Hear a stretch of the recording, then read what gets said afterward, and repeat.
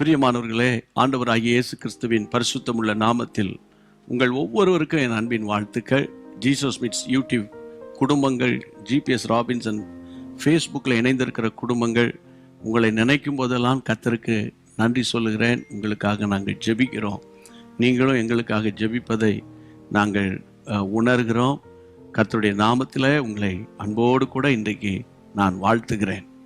அனுதினமும் ஆவியானவரோடு என்ற தலைப்பில் நீங்கள் அனுதினமும் கேட்டு வருகிற ஒரு குறும் செய்தி, ஒரு ஷார்ட் மெசேஜ், அது ஒரு குறுகின நேரமாக இருந்தாலும் ஒரு நாள் முழுவதும் உங்களோடு கூட பேசக்கூடியதாக இருக்கும் என்பதில் மாற்று கருத்து இல்லை. காரணம் என்னுடைய வார்த்தை அல்ல, தேவன் உங்களுக்கு கொடுக்கிற கிருபை பொருந்தின வசனங்கள். இன்றைக்கு கர்த்தர் என்ன சொல்லுகிறார் பார்க்கலாமா? வேத வசனத்தை கவனிப்போம்.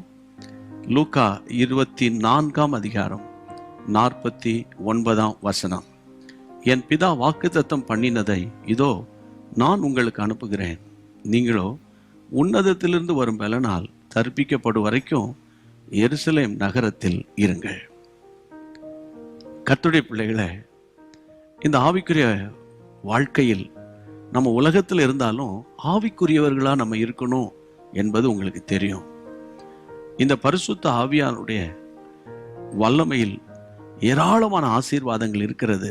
அதில் ஒன்று, உன்னதத்துக்குரிய கிருபைகள் உங்களுக்கு வேணும்.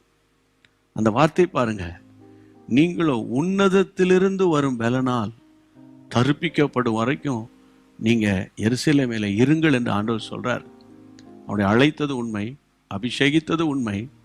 ஆனால் ஆண்டவர் அவங்களுக்குள்ளே ஒரு வார்த்தை சொல்றாரு. அபிஷேகம் பெற்றுதான் நீங்க எருசலேமிலிருந்து புறப்பட்டு போனோம் என்று ஆண்டவர் அவங்களுக்கு சொன்னார். இதை எதை காண்பிக்கிறது? அந்தந்த நாளுக்குரிய கிருபையை தேவ சமூகத்திலிருந்து பெற்றுக்கொள்ளாம வெளியே போகாதீங்க. உங்கள் காரியங்களை கவனிக்காதீங்க. முதலாவது தேவ சமூகம், இரண்டாவது அவருடைய பலனால் நீங்கள் நிரப்பப்படணும். கர்த்தருடைய வார்த்தை நான் உங்களுக்கு சொல்லுகிறேன். அப்போஸ்தலர் 1 அதிகாரம் 5 வசனத்துல, ஆகையால் நீங்கள் எருசலேமை விட்டு போகாமல் என்னிடத்தில் கேள்விப்பட்ட பிதாவின் வாக்குத்தத்தம் நிறைவேற காத்திருங்கள் என்று கட்டளையிட்டார். அதை ஒரு கட்டளையாகவே ஆண்டவர் சொல்றாரு. அப்போ இந்த நாள்ல நீங்க பெற்ற அபிஷேகம் எனக்கு காணாத ஆண்டவரே, எனக்கு ஒரு புது அபிஷேகம் வேணும். ஒருவேளை யாராவது பரிசுத்த ஆவியின் நிறைவுக்குள் வராம இருந்தீங்கன்னா இந்த காலையில கரங்களை உயர்த்தி நீங்க செபிங்க. உன்னதத்தில் இருந்து வரும் வல்லமையினால என் ஆண்டவர் உங்களை நிரப்புவது நிச்சயம். ஆமென். வேதத்தில் வாசிக்கிறோம், ஒருமனப்பட்டு நீங்க ஜெபம் பண்ணீங்கன்னா, கணவன் மனைவியாக கேட்டீங்கன்னா கரம் பிடித்து ஜெபிங்க. ஆண்டவரே, உங்களுடைய அபிஷேக வாழ்க்கை எங்களுக்கு தாங்க, என்னை ஆவியினால நிரப்புங்க. அப்படி நீங்க ஜெபிச்சு ஒவ்வொரு நாளையும் நீங்க துவங்குவீர்களே ஆனால் அந்த நாள் உங்களுக்கு வெற்றிகரமாக இருக்கும். அப்படியே இந்த நாள் அமைய போகிறது என நான் உங்களை அன்போடு கூட வாழ்த்துகிறேன். ஜெபிக்கலாமா? என்னோடு கூட சேர்ந்து நீங்க ஜெபிக்கணும். நல்ல பிதாவே, ஆண்டவராகிய இயேசுவின் நாமத்தினால அன்றைக்கு சீஷர்களுக்கு சொன்ன கட்டளையை இன்றைக்கு காலையில உடைய பிள்ளைகளுக்கு நான் ஆண்டவரே கர்த்தாவே ஒரு ஆலோசனையாக கொடுத்திருக்கிறேன். அப்பா, உடைய பிள்ளைகளை ஆவியினாலே நிரப்புங்க. ஆவியானவருடைய அபிஷேகத்தின் வல்லமையினாலே நிரப்புங்க. ஆவியானவர் இல்லாத ஒரு வாழ்க்கை, அதுல ஒரு வல்லமை இல்லாத ஒரு வாழ்க்கையா இருக்குமே. உடைய பிள்ளைகளை கிருபையினாலும் வல்லமையினாலும் நிரப்பும்படி நான் ஜெபிக்கிறேன்.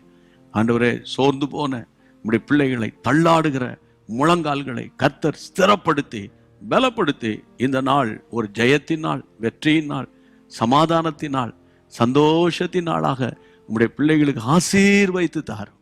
இயேசு கிறிஸ்துவின் நாமத்தில் ஜெபம் கேளும் பிதாவே, ஆமேன். கர்த்தர் உங்களோடு கூட பேசி உங்களை பலப்படுத்தினது போல மற்றவர்களையும் கர்த்தர் பலப்படுத்தணும் இல்லையா? நீங்க என்ன செய்யணும்னா, நீங்க கேட்ட இந்த குறுஞ்செய்தியை மற்றவங்களுக்கு ஷேர் பண்ணுங்க. கர்த்தருடைய நாமம் உங்க மூலமா மகிமைப்படும். மீண்டும் கர்த்தருக்கு சித்தமானா சந்திக்கலாம். God bless you. அன்பான தேவனுடைய பிள்ளைகளே, இச்செய்தி உங்களுக்கு மிகுந்த ஆசீர்வாதமாக இருந்ததென்று நாங்கள் நம்புகிறோம். தொடர்ந்து எங்கள் செய்திகளை கேட்டு கர்த்தருக்குள் ஆசீர்வதிக்கப்பட ஜீசஸ் மீட்ஸ் மினிஸ்ட்ரீஸ் என்கிற எங்கள் யூடியூப் சேனலை சப்ஸ்கிரைப் செய்யுங்கள். மேலும் உங்கள் ஜெப உதவிக்கு எங்களோடு நீங்கள் தொடர்பு கொள்ள வேண்டிய தொலைபேசி எண் 9841 5286 மற்றும் 7299546363. Email gpsrobinson@hotmail.com. கர்த்தர் உங்களை ஆசீர்வதிப்பாராக.